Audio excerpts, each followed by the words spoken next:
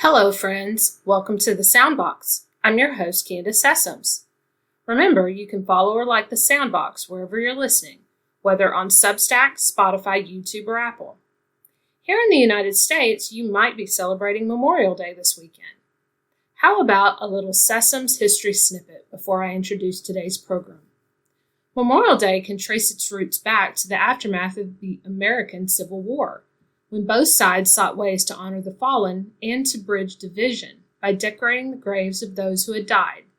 The Columbus, Georgia Ladies Memorial Association planned an event in 1866, and their secretary, Mary Ann Williams, wrote that their effort was to set apart a certain day to be observed and be handed down through time as a religious custom of the country, to wreathe the graves of our martyred dead with flowers. Today, I have a presentation of A Farewell to Arms, presented by Lux Radio on April 5th, 1937, starring Clark Gable and Adolph Menjou. Hollywood, California, Monday, April 5th.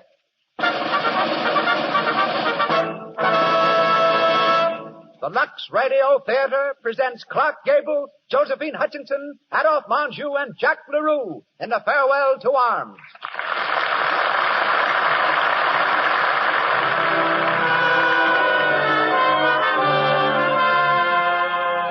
Presents Hollywood. Our players, Metro-Goldwyn-Mayer's renowned star, Clark Gable, and Josephine Hutchinson, Adolph Menjou, and Jack LaRue.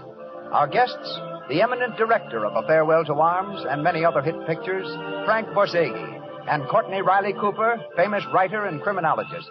Our producer, Cecil B. DeMille. Our conductor, Louis Silvers. Before raising our curtain, we acknowledge with gratitude the award of the Women's National Radio Committee, who, as representatives of 15 million club women, have just named this program first on the air in the field of dramatics. And now, from our stage on Hollywood Boulevard, the makers of Lux Toilet Soap greet you and extend a cordial welcome to the Lux Radio Theater.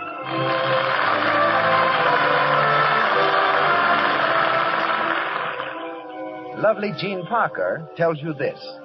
Try a Lux Toilet Soap Beauty Bath next time you have a date to keep. It protects daintiness, makes you feel sure of yourself. May we add just this to Miss Parker's statement. Yet Lux Toilet Soap itself costs so little that any girl can buy it. And now, our producer. Ladies and gentlemen, Mr. Cecil B. DeMille.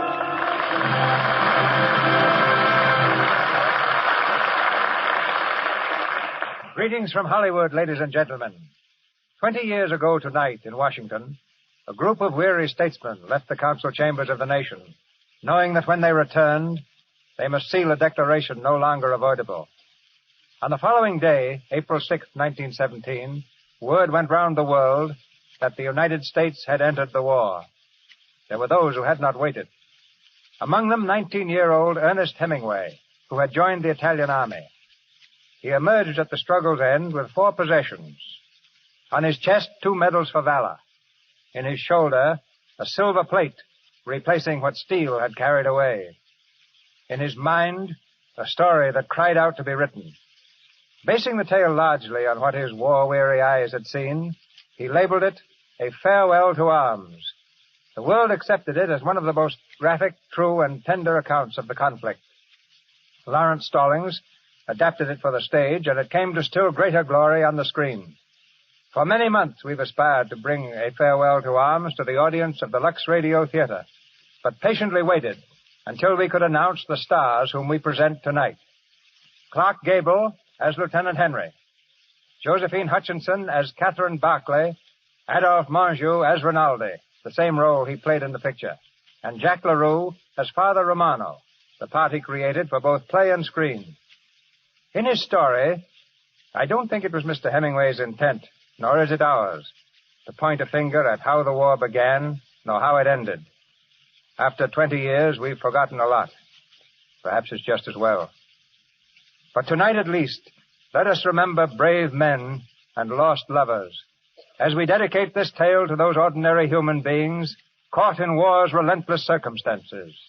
And now, the Lux Radio Theater presents Clark Gable, Josephine Hutchinson, Adolph Menjou, and Jack LaRue in a farewell to arms.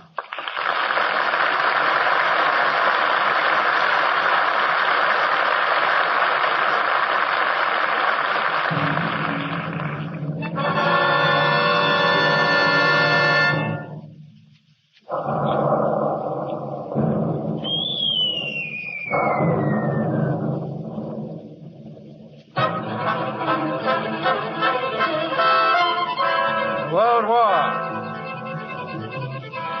The place, tortuous military road in northern Italy. Not far from the battlefront, a pitted road twisting down toward a plain. 3 ambulances freighted with wounded growl unsteadily forward. Frederick Henry, in the uniform of an Italian lieutenant, his steel helmet half down over his face, dozes beside Bonelli, the driver of the last ambulance. Accidente, you hungry guns. You still growl. Get off my lap. You're drunk. Tenente Frederico, wake up.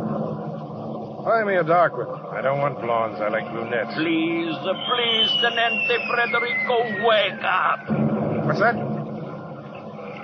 Oh, Bonelli. Are we at the hospital yet? No, Tenente, but you were sleeping and you talked. Oh, did I? Well, what did I say? What did you... You Americanos find pleasure no matter where you are. You have been dreaming about the girls again. Oh, then I show good sense even in my sleep. Well, what else is it to dream about? Think war all the time, Bonelli, and you'll blow out your brains.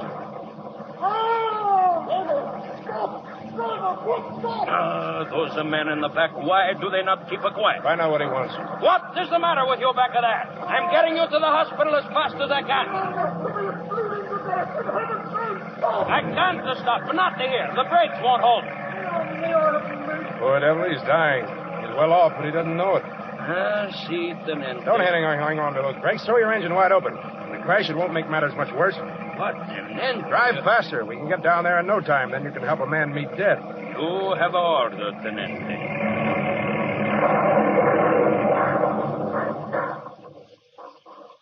Well, what'd you stop for? We have run off the road, Tenente. Get back there and see if you can help that fellow. See, Tenente. Hey, you. You over there with the fence. See. Which way's Gorizia? Back 1 mile. Return to the left. What's the matter with you? Sick? See. Where's your regiment? Up there where you come from. Into the line again. In what way are you sick? I hurt my leg, Tenente. Oh, yeah? Destroyed. They're paying me to walk. Yes, if you're walking toward the trenches. But if you were walking away from them, you could walk all right, couldn't you? Please, Tenente. Be merciful. Take me back to the hospital.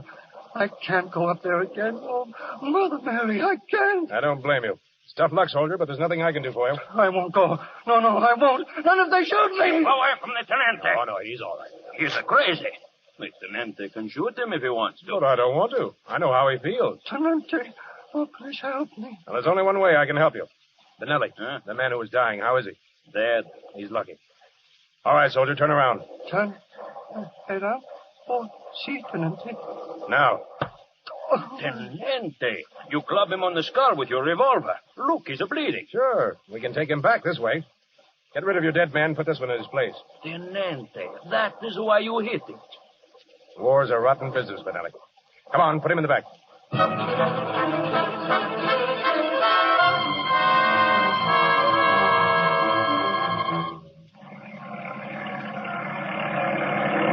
Tenente, we get here. That Red Cross look good, see?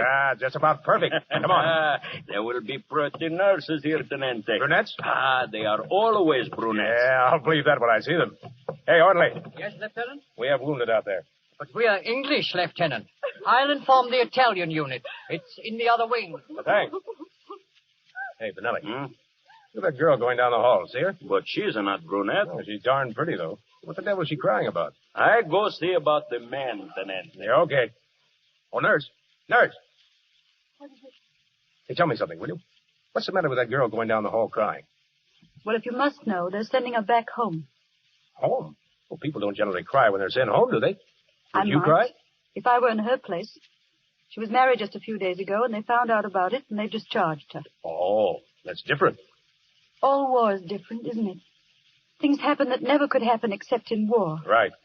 She's worked like a slave, day after day, giving every ounce of her strength. She won't go to hell for finding a few minutes of happiness. Why couldn't they let her stay for a while? Regulations. Precisely. She married him, so she has to leave him now. Go back to England and leave him here to die by himself. Without comfort, without... Nurse? Dactylophone, please. Yes, Miss Smith. Wait a minute. Who are you? That doesn't matter much when a girl's heart is breaking. Does it? It matters to me. First of all, you're brunette. What's more important, though, you're real. Nurse. I'm coming. I'll see you again.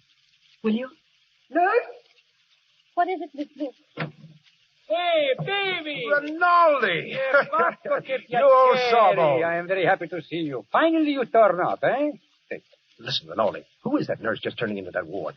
You still recognize a beauty. Who is she? Miss Catherine Barclay. I like her myself. Did you bring me some good cases, baby? She's a regular. Were you under fire? I have worried about you. Barclay. That sounds English.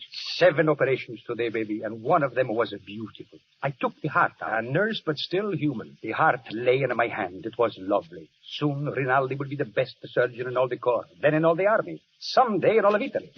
What's that? The best surgeon in all Italy. Well, why not in all the world? Why not? You haven't changed, have you? Nothing changes in these days except the front line trenches. You will like it here, baby. I've started to like it already. Miss Catherine Barclay. She's gorgeous. The English nurses are always gorgeous, but she is more beautiful than any of them. I am in love with her. Oh, does she know it? Not yet. Have you any money? What?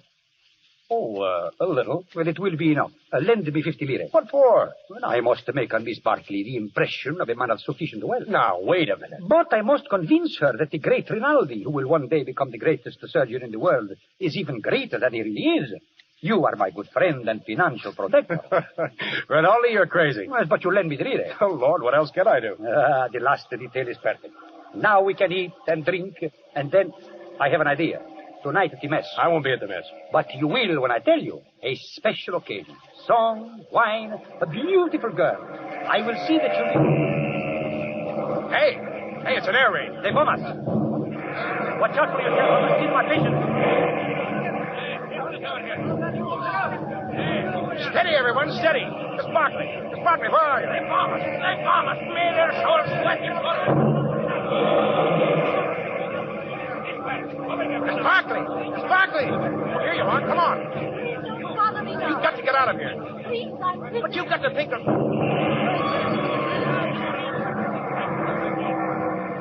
Miss Barclay, where are you? Where are you?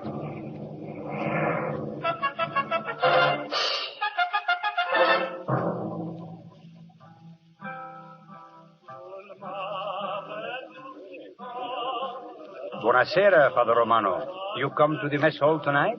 Yes, Rinaldi. Look at that soldier. Death so close, yet he sings. He has no idea how close he is to death because of his singing. It is well you can laugh, Rinaldi. Well, if we fail to laugh, poof, we go mad. Ah, here comes the baby. Hello, Father Romano. Oh, Federico, you're back safe. I am glad. I'm not sorry. Father Romano prayed for you while you were away, Federico. Every time you go up, he does the same. Oh, I pray for you all. And behold, here you are. Come, Federico. I promised you something this evening. They are outside. Oh, suppose we stay in here. I'm tired. Father, are there any reports on who was killed by the bombs? And the good father was with us. No lives lost? Not one. Wounded? A few. Was one of them a nurse? No, Federico. So you see, baby, there is no need to be so sad. Besides, we are going outside. All right. I'll see you later, Father. I will be here, my son. Federico, look. Over there by the door. Miss Barclay. And Miss Ferguson, Federico. They are waiting for us. Come. Hey, Rinaldi, what's the idea? Well, you gave me 50 lire. We have won the big time, eh? Good evening, Miss Barclay. Good evening, Doctor. How are you, Lieutenant? I'm glad to find you're safe. And Federico, this is Miss Ferguson. How do you do? How do you do, Miss Ferguson? That tenor is off on another excursion. Let us all go in the garden. You're not fond of tenors, Dr. Rinaldi. There are tenors and tenors.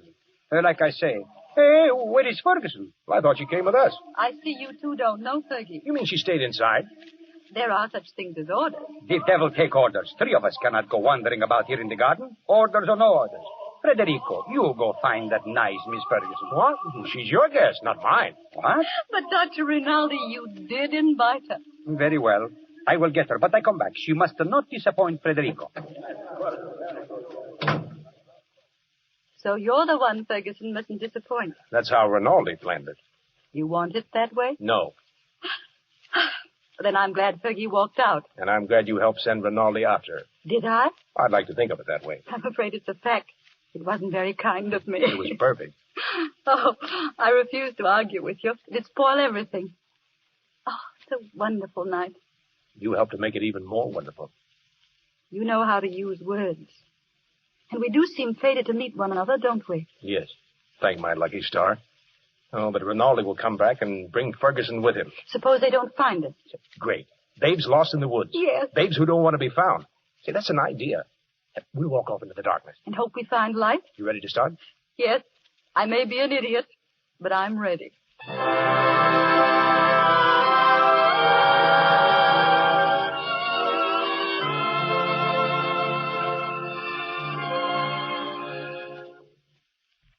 Late. Don't you think we ought to get back now? Why? No one will find us here. You seem to have found this place without difficulty. Well, I was guided. I've never been here before, honestly. I want to believe you. I want to believe all the things you've been saying to me. I meant every word. Somehow, I'm not sure I know exactly what it is, but you're not like the others. What do you mean? Well, just having you near me. People who don't know war would call it foolish, I suppose. But war does make a difference. It makes things happen faster. You do understand. There isn't time to delay when lives hang in the balance. No time for delay. That's it. You're an American, aren't you? Yes. What are you doing in the Italian army? Oh, it's not really the army. It's only the ambulance corps. But why did you do it? I don't know. Why did you? I think to forget. But it hasn't worked out as I hoped it might. I don't seem to forget. Can you tell me what? I've never told anyone. What is it you haven't been able to forget? The man I was to marry. Oh, well, where is he now? Dead. I'm sorry. He was killed in the Somme. We grew up together. And why didn't you marry? I didn't know then what war was like. If I had it to do over again, You would have married him. Yes. When I joined up, I remember I had the silly idea that he might come to the hospital where I was. With a saber cut, I suppose, and a bandage on his head. Something picturesque. This is the picturesque front, not France. He didn't have a saber cut. They blew him to pieces.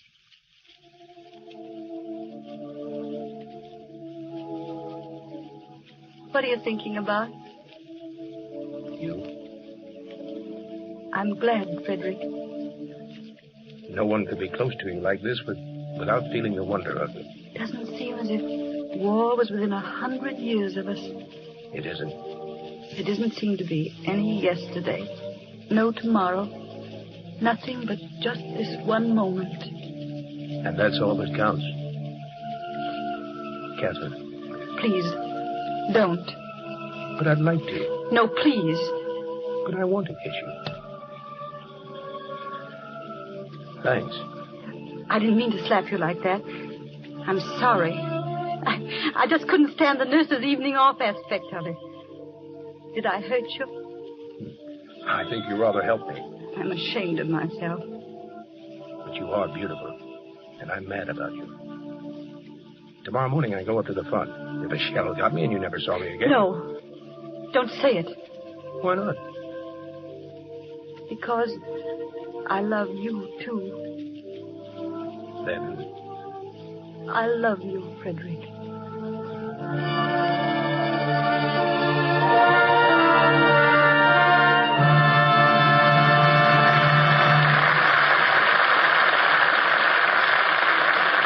While we are waiting for Clark Gable, Josephine Hutchinson, and Adolph Menjou to go on with the next episode of A Farewell to Arms, let us take you with us for just a moment down Hollywood Boulevard a few blocks to Grauman's famous Chinese Theater.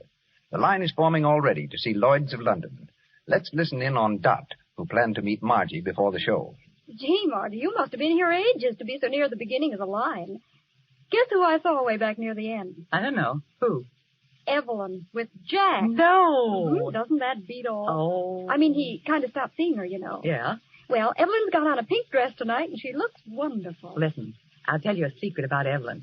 You know, ever since she got that job as an extra at RKO, she's been paying some attention to her complexion.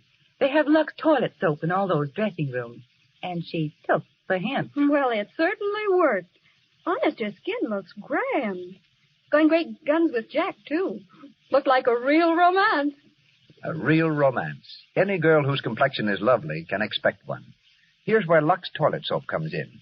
Its active lather thoroughly removes dust, dirt, stale cosmetics, guards against unattractive cosmetic skin. Use gentle Lux toilet soap before each application of fresh makeup, before going to bed at night. Remember, 9 out of 10 lovely screen stars use Lux toilet soap. And now, Mr. DeMille. Back to our play, A Farewell to Arms, starring Clark Gable, Josephine Hutchinson, and Adolph Menjou. It's early the following morning. In a corridor of the hospital, Rinaldi, dressed for the operating room, walks quickly toward an open door. As he's about to enter, Frederick bars his way. Rinaldi. Baby, why did you return? I forgot something. 1 hour ago, I wished you Godspeed from my window, and here you are back again. Where's Catherine? Catherine, I see now. You were making progress while I was hunting for that stupid Ferguson. Well, I drove off without saying a word to Catherine. I can't go that way. I don't want to. Where is she? She's on duty. I'll find her. Such things are not permitted. Oh, come now, baby. You know that. Well, I'm going up to the front, Rinaldi. I may come back and I may not. They may cart me into you so you can take my heart out, hold it in your hand, and tell someone how beautiful it was. Do not talk like a fool. Oh, we don't know what will happen. I'm going to... Oh, there she is. Catherine. Catherine. Frederick, what's wrong? Miss Barkley dropped the tray with the patient's breakfast on it. That is all that is wrong at the moment. Catherine, you're all right, aren't you? Yes, I'm all right. Well, I came to... I thought that... you see, I'm going to be away for a while, and I didn't want you to think that I'd just gone away. No. What I mean is that, I'd hate to have you think that it wasn't important to me about us. I don't exactly know how to say it. You said it very nicely, dear. Thank you. Will you be gone long? Only a few days. There's going to be an offensive up above the Piave. Nothing much, I guess. An offensive? Oh, you'll be careful, won't you? I won't get hit. But you ought to have something to protect you. I'd like you to have something of mine. Here, take this, Frederick. Your locket? It's a St. Anthony. They say a St. Anthony will guard you from harm. I'll take care of him for you. Take care of yourself, Frederick. Darling, Not here. Goodbye, dear. I'll be waiting for you. Goodbye. Baby, you are a fool. So long, Rinaldi. If my heart must be cut out, I hope you'll do it. Get out, you wild devil.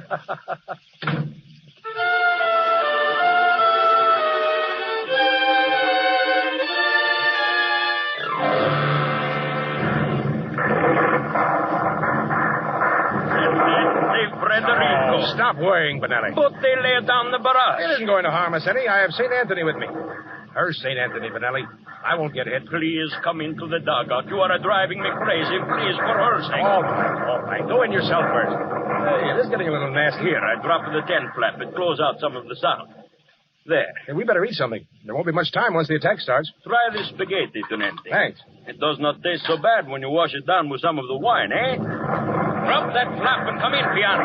Ah, something to eat, eh? Have they started to move up yet? Si, Tenente. Who's attacking? Bersaglieri. Oh, what does it matter? Whoever goes, they never come back again. Have some wine. If no one would attack, the war would be over. But someone always attacks. It starts now. Hey, that was a big one. 420. Oh, you are a fool, Bonelli. And you never get anything right. It was 305. Sounded like a Skoda to me. Skoda? That's what I... Hey, they're finding their range. That one was close. I think we had better leave. And when we leave? Go where? There's nothing can harm us. St. Anthony.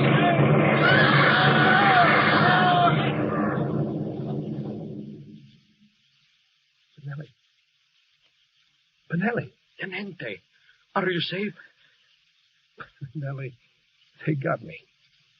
There's a joke to go this way. And I just said, I won't get hit.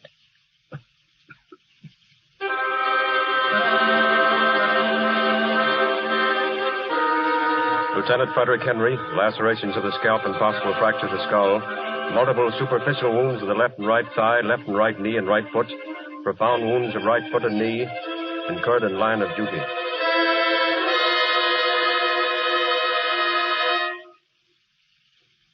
How do you feel, baby? Who's that? You do not know me? Look. Oh, Rinaldi. What are you doing here? The Major let me come. No one shall hurt you, baby. No butcher is going to touch my war, brother. Only Rinaldi can take you and not hurt you. You must forgive me for talking so much, baby. I am very unhappy to see you wounded. Did you take my heart out yet? Not yet. Maybe soon.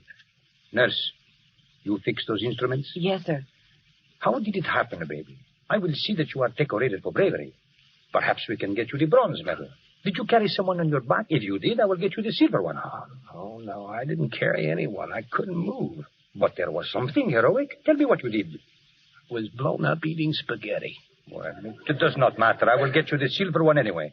Nurse, the ether. Shall I administer it? Yes, now. Wait, Rinaldi. Where is Catherine? Don't worry, baby. I will fix you so you will be as good as new. You will see. Every day I learn to do things smoother, quicker. Catherine. I want Catherine. Breathe deeply. You will soon be asleep. No, I tell you, Rinaldi, I want Catherine. I won't be able to get well unless I have her. I tell you. Do not try to sit up. Where do you think you will go from here? To the Italian hospital where they have male nurses with beards? Oh, no. I am your friend. Rinaldi, tell me where Catherine is. She has been transferred to Milano. Well, then nothing matters to me. But it must matter, baby. You are going to get well. I have arranged it. You, too, go to Milano. Are you telling me the truth? Yes. Turn on your ether. I will be left here all alone with the war. Breathe deep, baby. No one to lend me money. And you there in Milano. Catherine. More ether. I'll be seeing you, darling. All right. We are ready. The scalpel.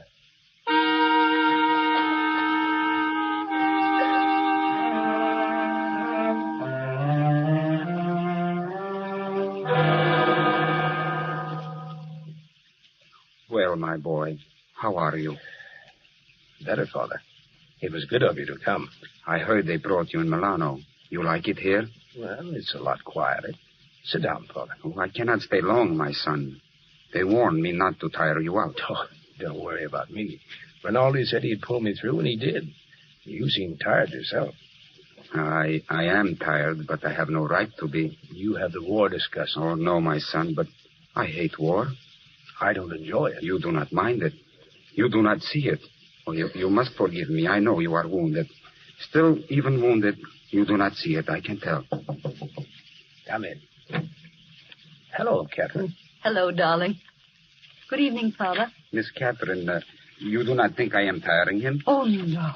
He's strong. And he's got such a lovely temperature. It's always normal. I'm awfully proud of his temperature, Father. Yeah, maybe all our children will have fine temperatures, too. Our children will probably have beastly temperatures. Oh, my daughter. My son. Oh, don't mind us, Father. We're in love. Oh, I know. I could see it in your faces, but you spoke of children. Without war, you would live married in the grace of God. Is it not so?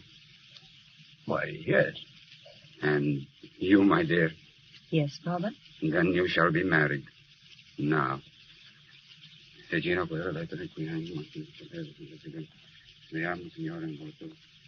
Father. Frederick, listen. Father, are you... Is that the marriage service?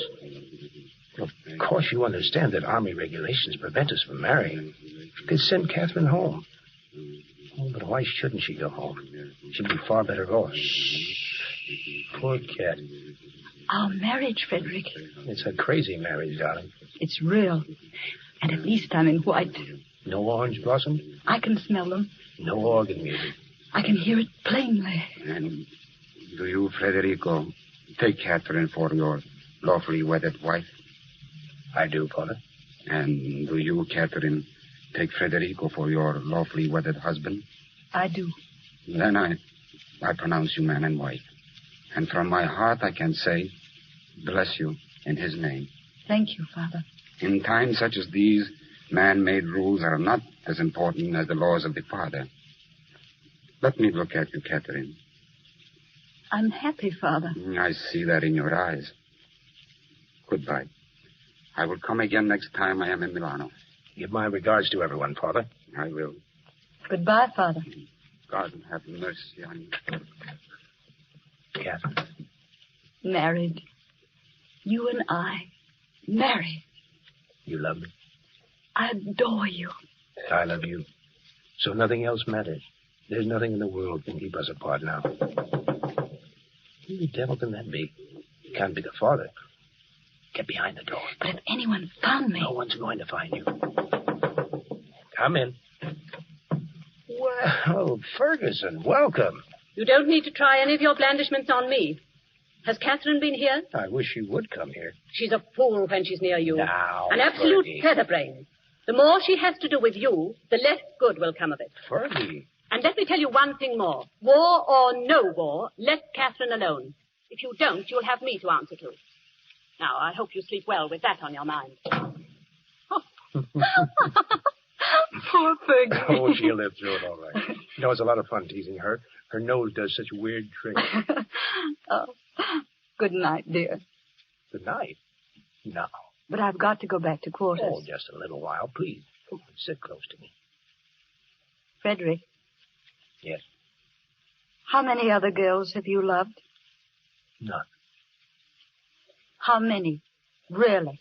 None. You're lying to me. Of course. It's all right. You just keep right on lying. That's what I want you to do. Were they very pretty? No one in the whole world but you is pretty. But what were they like? I don't know anything about it. And I don't care anything about it. You're just mine. That's true. Mine. Darling. And you never belonged to anyone else. But I don't care if you have. I'm not afraid of them. But don't tell me about them. Ever.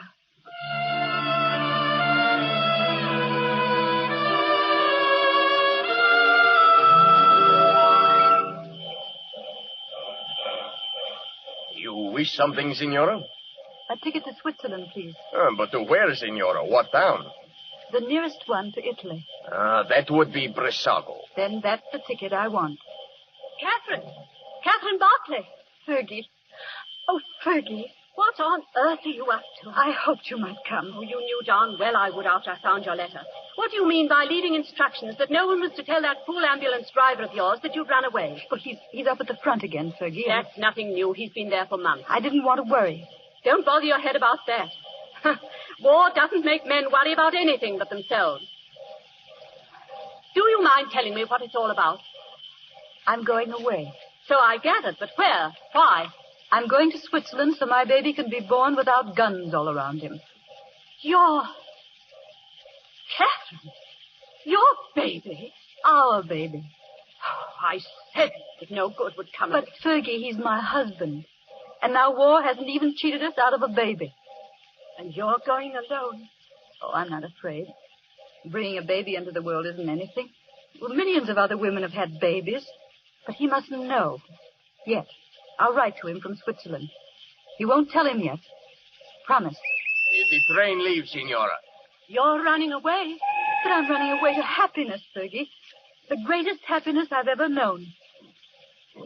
Goodbye, Fergie. Catherine!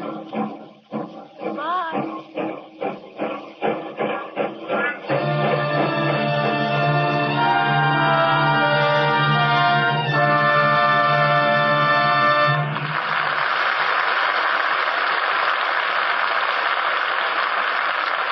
Pause for station identification. This is the Columbia Broadcasting System.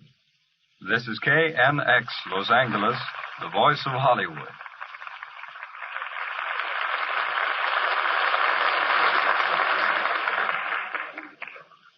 Clark Gable, Josephine Hutchinson, Adolph Menjou, and Jack LaRue pause in our presentation of A Farewell to Arms, and we hear now from the man who directed the notable screen version, Mr. Frank Borzage.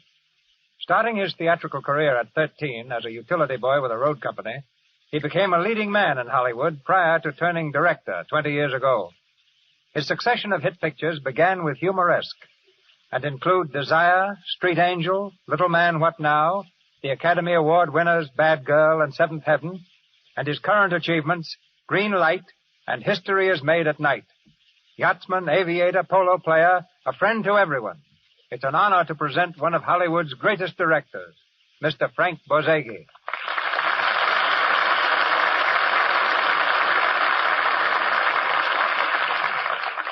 All of which finds me very grateful, C.B., and very embarrassed.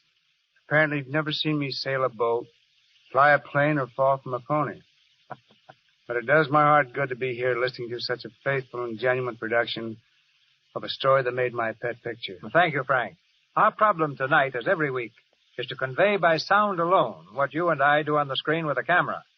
And since we're talking shop, you and your pictures have a unique quality of sending an audience out of a theater crying with emotion, while sometimes the rest of us send them out crying for their money back. You do something to our innards that we can't quite equal. Just what is it? Now I'm on a spot. Well, let's put it this way. Some of us sell our stories by appealing to the sense of humor. Some by magnificent spectacles, meaning you, Mr. DeMille. Others by sheer beauty and through clever psychological twists. I believe in trying to reach the heart. I think tenderness, simplicity, and little human touches are essential in making an audience live and believe what you have to tell them. That's what I strive for. Whether I succeed or not is another matter. Like monuments, your pictures prove you do. Tell us, Frank, did Mr. Hemingway work with you on A Farewell to Arms?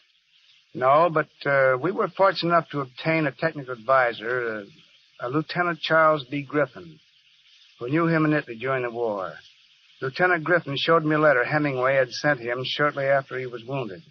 The letter had been scrawled out from a stretcher and said, "Have 9 pieces of shrapnel in me. Not dangerous. Don't notify family. Everything molto bene." But with such stars you have here waiting tonight, it's time for me to get back to the audience. You've got a great show, C.B., and a great product in Lux Toilet Soap. It's been a pleasure to be associated with both. Thank you. Thank you, Frank. Thank you, and farewell. A Farewell to Arms continues, starring Clark Gable, Josephine Hutchinson, and Adolph Menjou.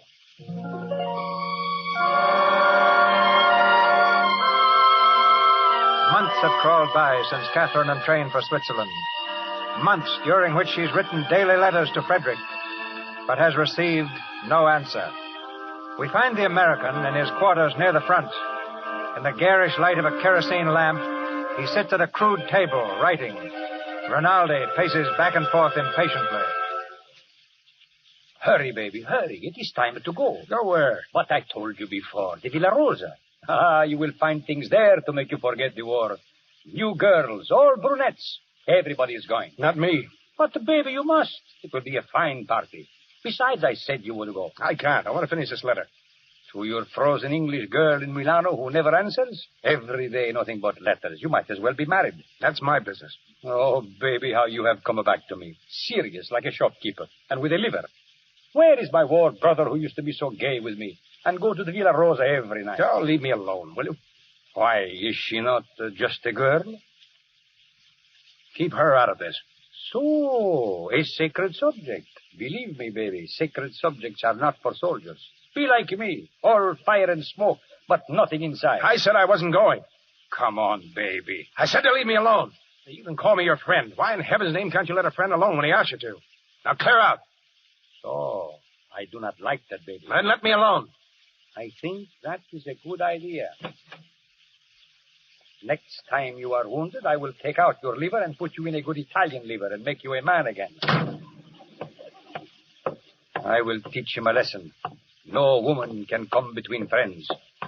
Orderly. Signore, Capitano. What is it that you have, the mail? Si, signore, it just came. Let me see. Tenente Frederick Henry from Switzerland. So, hand me the stamp. Si, Capitano. Return to sender, rejected by censor. Send it back. Capitano. Send back all letters for Tenente Henry from that address. Sacred subjects are forbidden. Si, Capitano. They give aid and comfort to the enemy. Stop staring at me. Send it back. Send it back.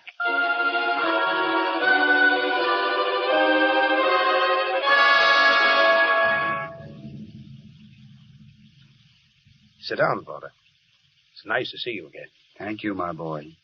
Oh, but you have changed so. You are not my Federico. Is there anything wrong? No word, Father. From Catherine? Not a line. I've wrote every day to the hospital in Milan. She's never answered me. Oh, that's very strange. Something has happened to her. I know it. Have you tried? I've tried everything. I can't get any information at all. I've got to find her myself. I'm going to Milan. Oh, but my son, leaves of absence are forbidden since the battle began. I'm going anyway. But that is desertion. I don't care. I'm going. But you will be caught. Oh, Federico, you must not do this. What does war mean to me anymore? What does anything mean but finding her? You remember that night in the hospital? I remember, my son. You married us that night, Father. But Federico, consider... I consider her only. Something has happened to her. Something serious. She needs me. I'm going to Milan and no one can stop me. Oh, may the kind Father protect you. When do you go? Now. The others are at dinner. By morning, when they miss me, I'll be halfway to Milan.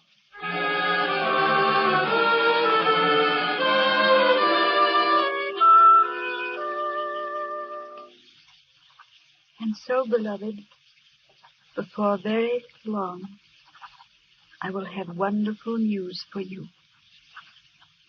God protect you and keep you. I do wish you would write. Come in. Oh, is there any mail, Rudolph? Best soup. Good, warm soup. My wife made it for you. That does smell good. There is no better soup maker in Switzerland, though I myself say so. Just put it here on the table. And bread. She made that, too. The soup. It is right? It's delicious. There's more where it comes from. How long since you eat? Oh, I haven't been hungry. Because your stomach says so, or your purse. You have lost 20 pounds since you came to us. Well, I lose weight in winter. You do not lie well. Some things go badly, no? It isn't always easy. The heart can be so lonely. Yes. It is the way, Signora. My wife was the same way, singing with the happiness of a bird one moment. That's it. Black as a pit the next moment. Yes, and pits can be so black. But I won't have to wait very much longer.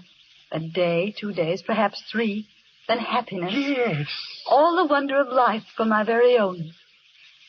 I'm a little bit frightened sometimes when I think of it. Please, you eat the soup. All alone, waiting for someone to come to me, wondering what he'll be like, a little afraid that... the trouble is you do not know. You should be strong, and you are not as strong as a newborn baby. You who are to bring one into the world. Oh, pardon. It is your business, not mine. Thanks. An old fool can be a very great old fool when his tongue is not watched. Look, here are your letters. Letters? You brought me letters? Yes. But why didn't you tell me? See, a great package of them. They were tied in a bundle. Oh, let me have them, quick. Now there's light in your eyes. At last his letters reach here. I told you they would come. Oh. Signora, what is wrong? These are my letters. What? All mine. Returned to sender, rejected by censor. My letters. Nothing but mine. He hasn't received one. We will send them again. Suppose he sent them back. No, he could not do that. Well, Ferguson said war-made men think of nothing but themselves. You are making things up out of your mind because it is tired. War has a way of playing evil jokes, Signora. It is like a jealous person who takes from us... Takes. That's what it's done. Taken. That's why he hasn't written. That's why my letters come back. There's no one to receive them. There's no one to write to me. He's gone. Gone. He's dead. Signora. Oh, Marta, come up here. Signora has fallen.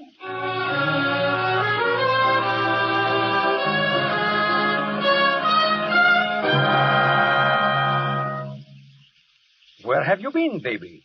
2 days you disappear like a smoke. I look for you. Where is baby, I say? Where is he gone? I went to Milan. Oh, so? She wasn't there. I asked everyone.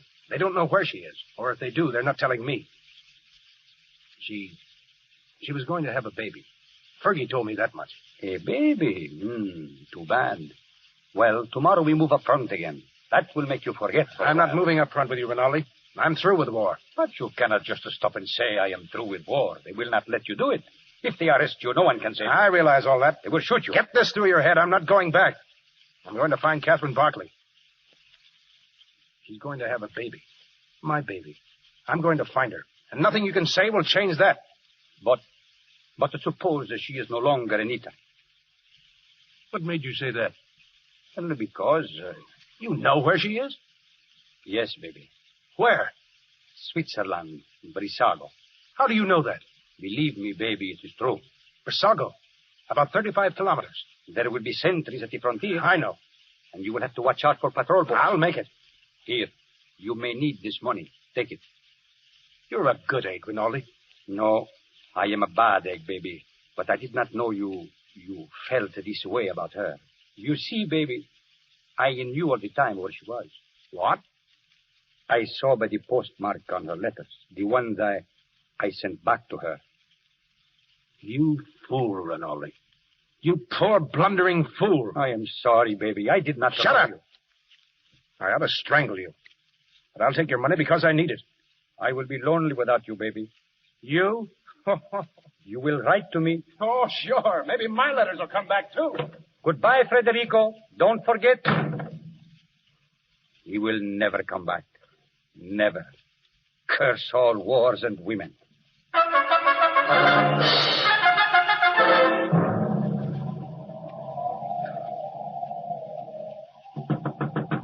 Who is it? Don't break down the door. This is Switzerland, not war.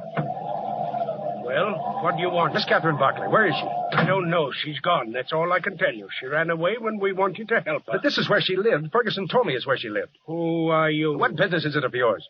So, the soldier who never took the time to write. Where is she gone? Letting her sit here alone, growing weaker and weaker. Shut up! There's a hospital here. 8 squares to the left and then 3 to the right. She might be dead now. No, she's not dead. She may be. She may, for all you...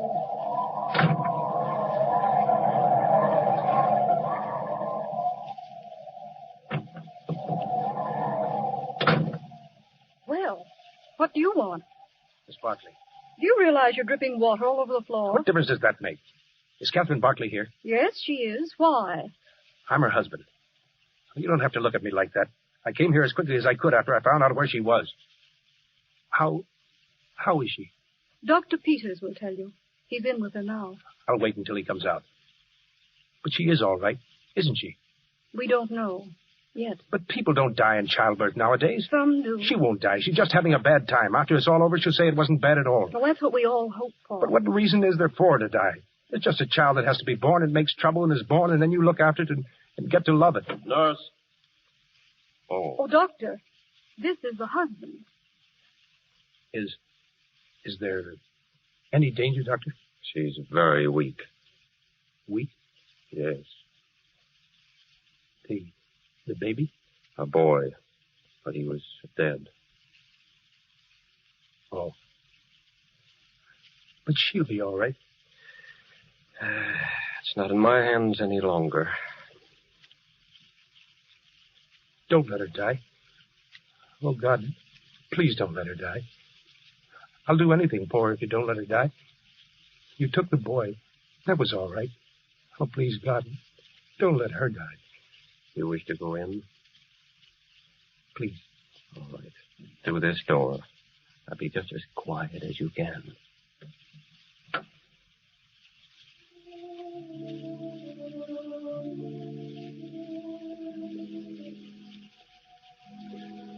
Catherine. Frederick. You did come.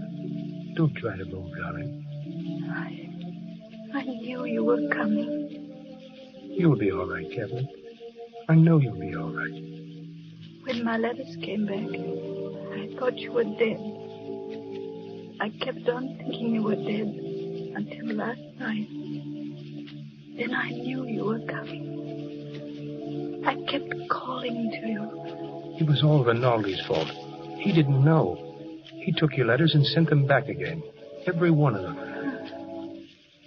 So that was the reason? Yes, I didn't receive one. It wasn't until 2 days ago he told me where you were. And all the time I'd been writing to Milan, and my letters had been coming back. Because you weren't there. It's all very clear when you understand everything, isn't it? Yes, dear. You do love me, don't you? You know I do. You love me just as much as you did that evening back in the hospital when the good father married us. There hasn't been a moment since then when I haven't loved you. Frederick.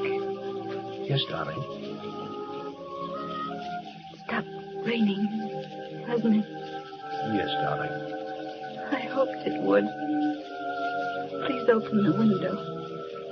But don't stay away from me very long. I want to share every minute there is with you. It's nice with the window open and the outside coming in. Yes. I liked it so much. Living, I mean. All this is just a mean trick. It comes just at the time when I hoped we would... Darling. Catherine, what's the matter? Look at me. Catherine. Don't be afraid, darling. And don't ever forget. Don't ever forget. Catherine. Oh, my darling. You can't leave me this way. You can't. Catherine.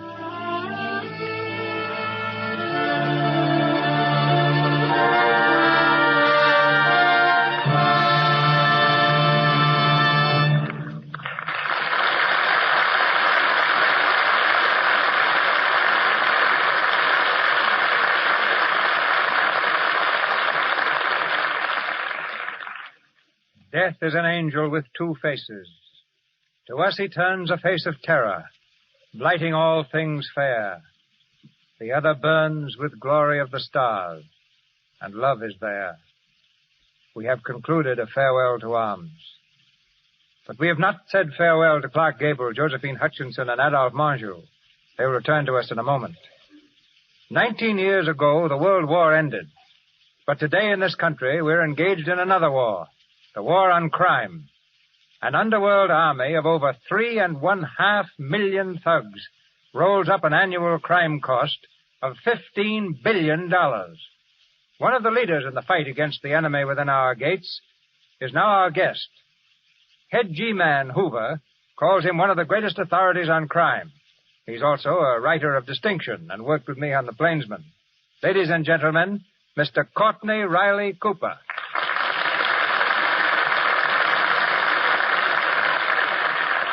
Thank you, Mr. DeMille.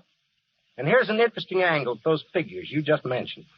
They mean a tax of $120 a year for every man, woman, and child in the United States.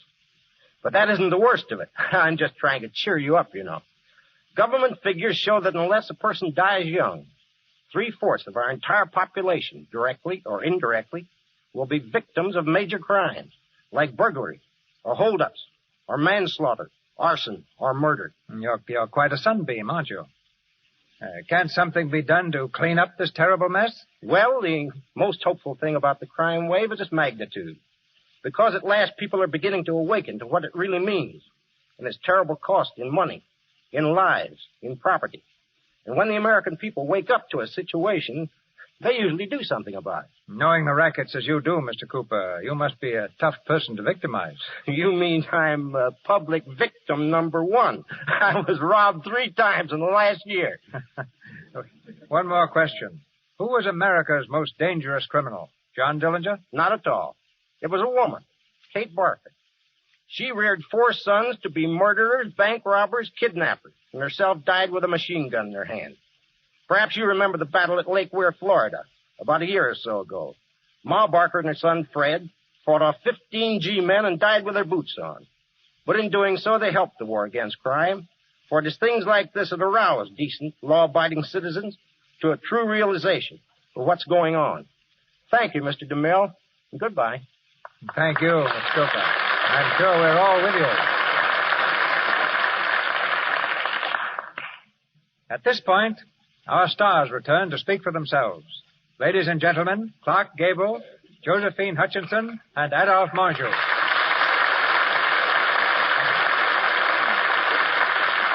Thanks, Mr. DeMille, and thanks to you all who took part with us in tonight's play. There's just a word or two I'd like to say about Adolph Menjou.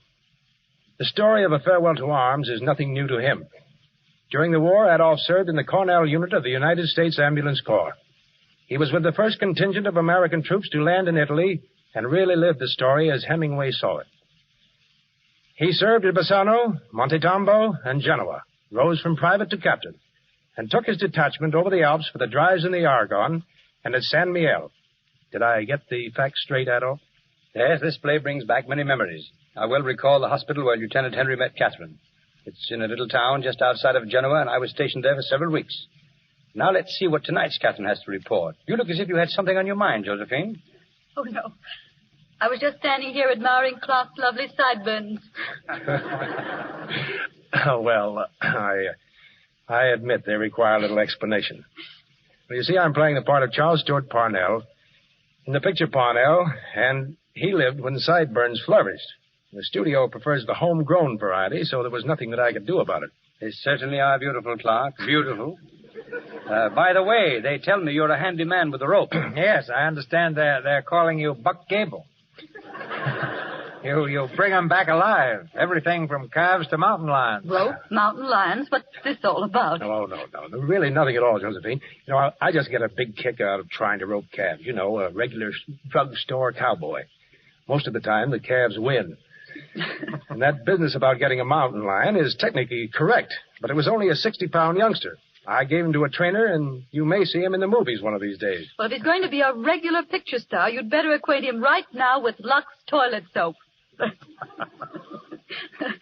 But seriously, though, I know of nothing that's kinder to one's complexion than Lux soap. It's richly earned its right to be called the beauty soap of the stars. And I'm just as happy to pass that word along as I am to be here tonight. Many thanks, and goodbye. Good night. Good night. Good night to all three of you. Good night.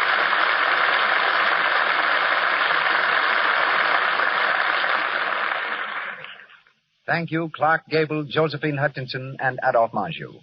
This is your announcer, ladies and gentlemen, Melville Ruick. Another banner evening in the Lux Radio Theater awaits you next Monday night, and Mr. DeMille tells us of it shortly. Our cast tonight included Doris Lloyd as Nurse Ferguson, Lionel Belmore as Rudolph, Martin Provenson as Dr. Peters, Lou Merrill as Bonelli, Justina Wayne as head nurse, Norman Ainsley as Piani, Frank Nelson as a railway clerk, Cornelia Osgood as the Italian nurse, and Ruth Easton as the Swiss nurse. Clark Gable appeared through courtesy of Metro Goldwyn Mayer Studios and will be seen next with Myrna Loy in Parnell. Mr. Borzage, Walter Wanger Productions. Mr. DeMille, Paramount. And Louis Silvers, 20th Century Fox, where he's in charge of music for Wake Up and Live. As announced last week, today, April 5th, marks the beginning of a very important week to all housewives, National Retail Grocers Week. Be sure to go personally to your grocers during this week. You will be well repaid. Splendid values will be featured generally over a wide list of products you use regularly. Incidentally, you will find in the great majority of stores from coast to coast special values on Lux Flakes and Lux Toilet Soap. And now, back to Mr. DeMille. Our production next Monday night is taken from the Sidney Howard adaptation of a story that met with phenomenal success as a novel, a play, and a motion picture, Dodsworth by Sinclair Lewis. And we're proud to announce that the title role will be filled by the same brilliant performer who created it on stage and screen, Walter Huston. With him from the original Broadway cast will be his wife, Nan Sunderland, as Edith Cartwright, and Fay Bainter as Fran.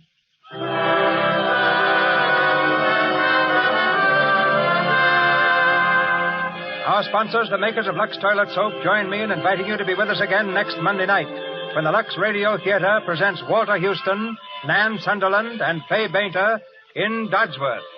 This is Cecil B. DeMille saying good night to you from Hollywood. This is the Columbia Broadcasting System.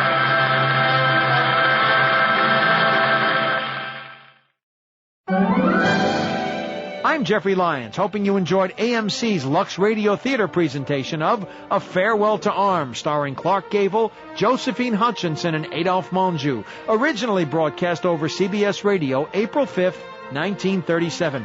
This broadcast was based on the 1932 film version of A Farewell to Arms, which owes as much to the shimmering house style of Paramount Pictures as it does to the highly acclaimed adaptation of Ernest Hemingway's 1929 novel.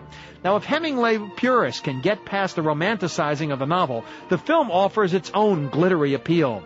On the Italian front in World War I, an American ambulance driver, played by Gary Cooper, falls hard for a nurse, played by Helen Hayes. Cooper was, in real life, a close friend of Hemingway, and later played the hero of Hemingway's For Whom the Bell Tolls. Directed by Frank Borzage, A Farewell to Arms received Oscar nominations for Best Picture, Best Art Direction, for Cinematography and Sound. It won for Best Sound and for ace cameraman Charles Lang's brilliant cinematography. Lang's lush black and white could skillfully capture the glow from a cigarette as it played across Cooper's darkened face. And the jaded battle scenes showed the influence of the hit film All Quiet on the Western Front, especially in the gripping montage depicting Cooper's progress alone through the war zone.